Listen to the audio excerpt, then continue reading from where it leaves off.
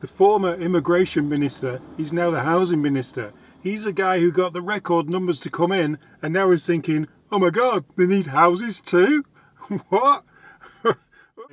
Trudeau is going to announce that he's going to remove GST from brand new homes that are being built. Will it help?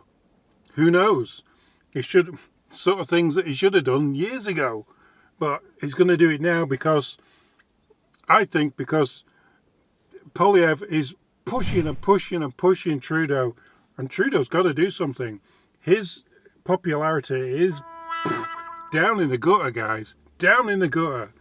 Let's listen to this expert on housing and stuff to do with all this stuff. See what he has to say. I think Trudeau's going to announce it today. And we have such a huge amount of demand for housing because our population's exploding.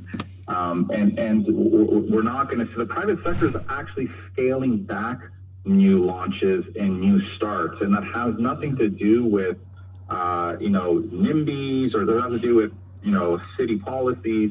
It just has to do with the fact that it's a very difficult time to build. And these policies are not going to force builders to take on this additional risk to build in this environment, unfortunately. Yeah, they should have done something like this 18 months to 2 years ago, because they knew there was a housing crisis coming, but they just ignored it.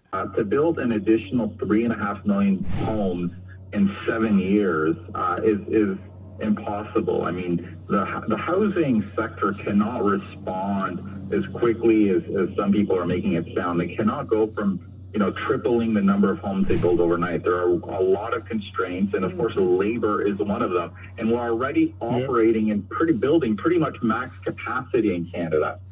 So to argue that we need to now triple that, I mean, these are impossible solutions, which is probably why our crisis is going to get a little bit worse going forward. Yeah, well, people are going to put up with it long. It gets really, really, really cold in this country in the winter. Yeah, absolutely. I mean, the challenge and the uncertainty in the months and years ahead is going to be what happens to the housing market. I mean, do we see a dip in prices? And this, again, could just be to the fact that people are getting crushed by high interest rates. That's might make homes more affordable, but of course, this is not the right way to make homes more affordable. No. And even if we see that, we're going to probably see a lot of pressure on rents. Yeah. So it's going to be a challenging, next 12 months. So what would you do? What tangible thing would you do to help the government get something done about housing in Canada at this moment in time? Well, I mean, I think we need to go back to what, previous prime ministers, conservative and liberal prime ministers have been doing for decades, quite frankly, which is basically, saying that we want our population to grow at a rate that we can, build the necessary infrastructure, right? Canada's always been very pro-immigration, but we've been growing by about 400,000 people per year, a level where we can build enough homes to kind of house the people that are moving here.